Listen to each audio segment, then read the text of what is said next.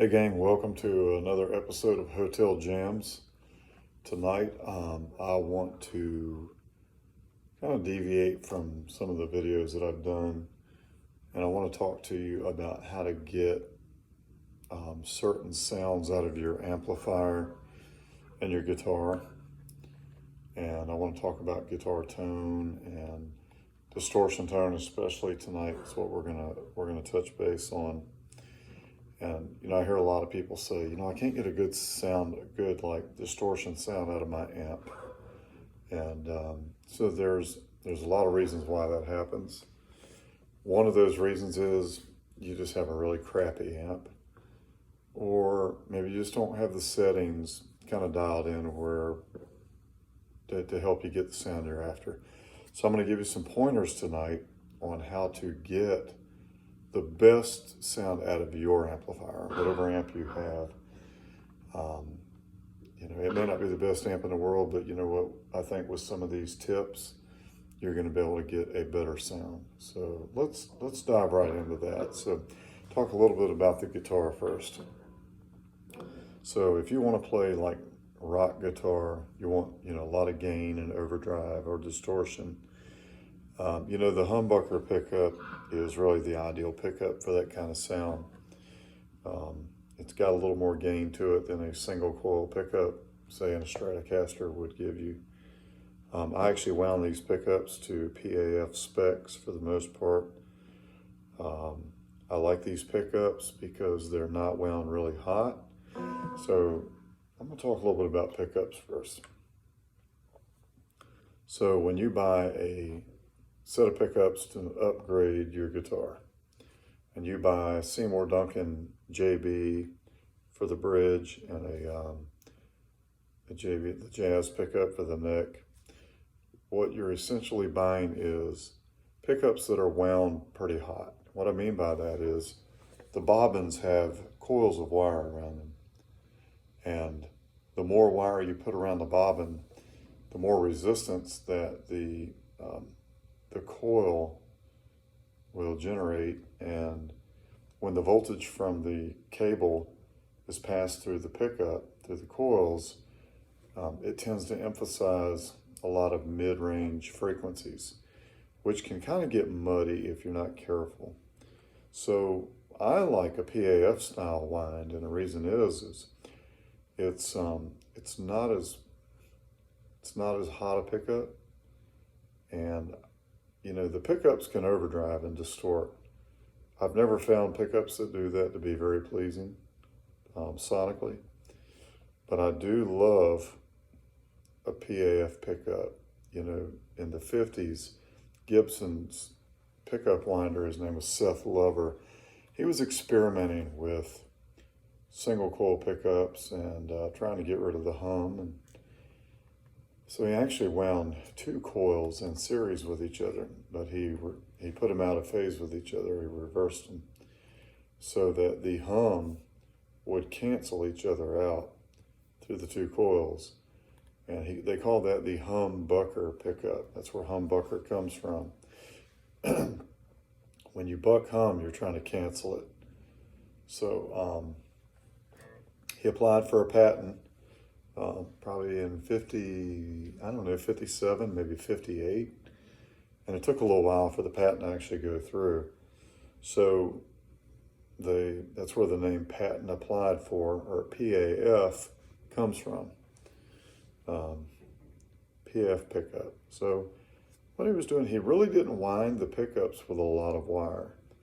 And you can still get a lot of output through these pickups. However, they're more articulate, and they don't get muddy on the low end. When you're playing the bass frequencies, what I mean by bass frequencies is this: the top three strings.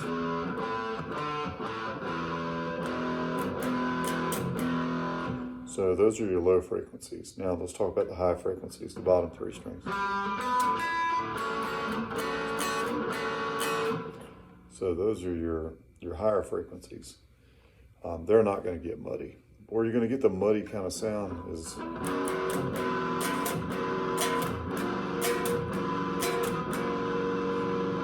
when you're playing chords like that on the top three strings, or when you're playing bar chords like a.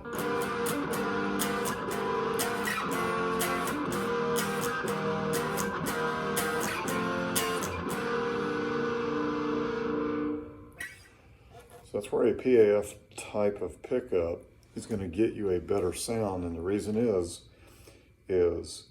the individual strings, when you play a chord, they're not stepping on each other, you know, if you will.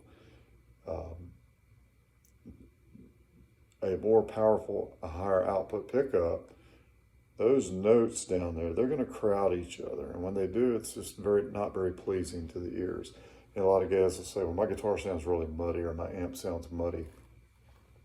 Most likely it's your pickups.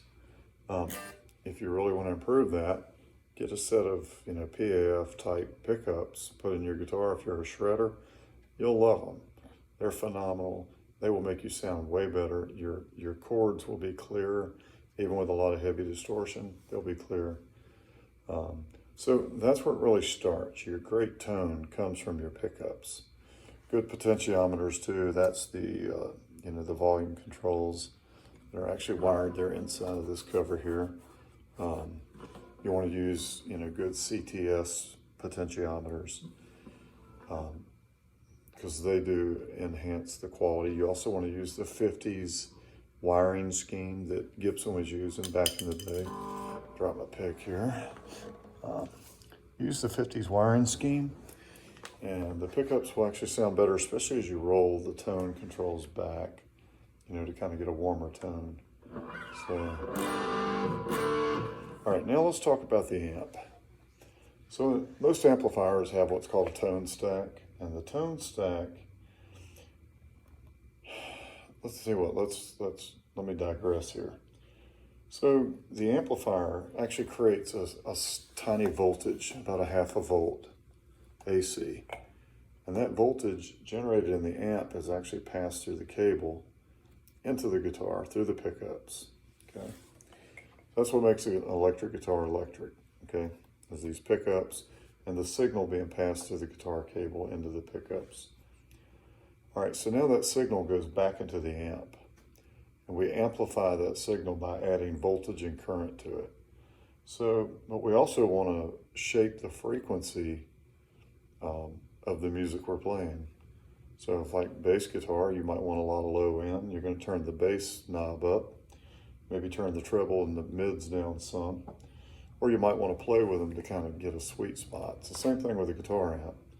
With this particular little orange practice amp, it's a solid state amp. Doesn't matter, tube amp, solid state, you know, they all have a tone stack, typically. Unless you have an amp that just has a volume knob, then it has no tone stack whatsoever. So you're just at the mercy of the way the amp is built. But in this case, I have bass, middle, and treble, okay? So bass is my lower frequencies, middle is kind of my it's just what it is, it's mid-range. And then treble is the upper registers. So what I like to do is this. And the reason I do this is because most amplifier topology is going to run the signal through the volume control first. And then all of the signal in most tone stacks goes through the bass, middle, and treble. And what these guys do is they bleed certain frequencies to ground to roll them off. So what I like to do, and I've done this, I turn all of them up to 10. Bass, middle, and treble. Turn them up to 10. And then I like to play. Let's say I've got the bridge pickup here.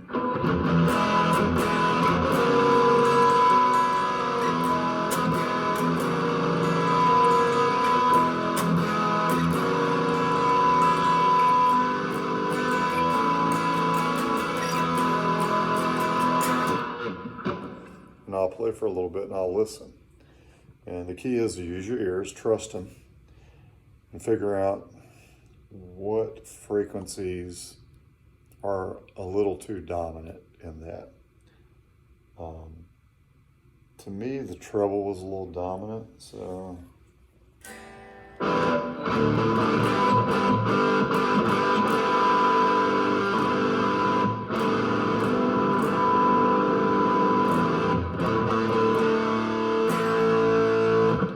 back the treble down until I kind of get a better tone.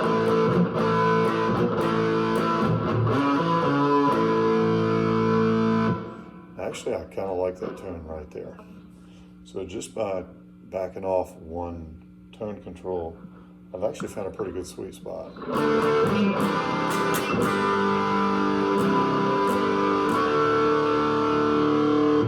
So you have to play the guitar, play for a good 15 minutes with those settings like that. And play a few different kind of songs that you like. And just listen for maybe some frequencies that are still a little too dominant in another area.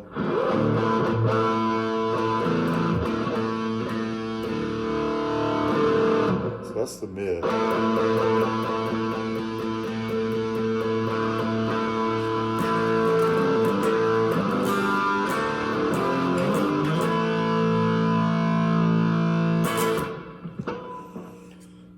So why did we turn all the tone controls up to begin with? We did it so that we can push as much of the guitar signal to the output stage of the amp. If I turn all of my tone controls up wide open, I'm not impeding any of the musical signal that the guitar is generating through the amplifier to the output stage. I'm trying to push all that signal to the output, which typically will give you the best sound.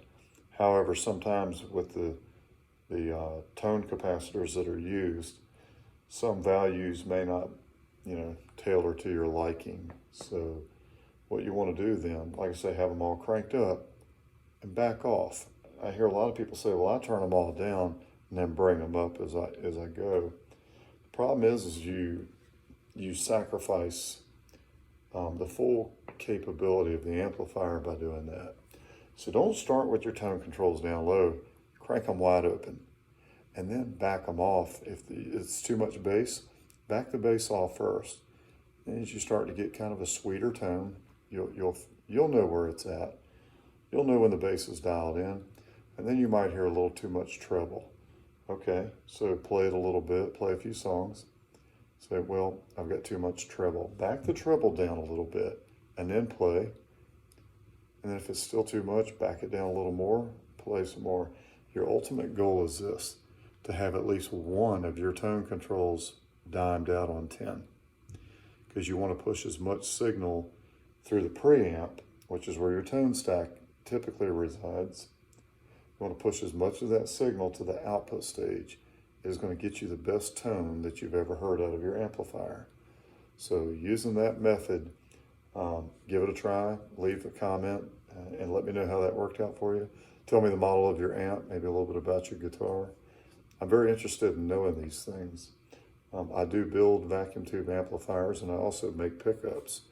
So I'm kind of a tone freak, and I'm hell-bent on getting the best sound that I can get out of my rig. And I've learned a tremendous amount in building amps and tone shaping them, using different tone capacitor values, and then just using this method to get the best sound out of the amp that I can possibly get. So, if you're playing a lot of heavy chords, I don't know if you've ever heard the term mid-scoop. So you have bass, mids, and treble. Those are your three basic frequency responses or frequency ranges. So to scoop the mids, I'm going to turn the bass and the treble all the way up and the mid all the way down. And I'm going to play this.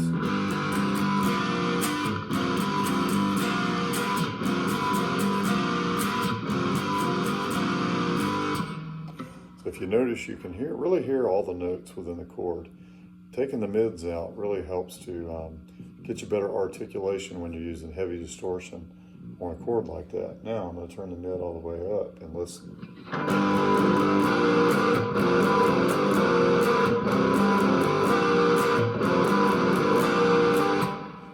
Turn mids all the way down.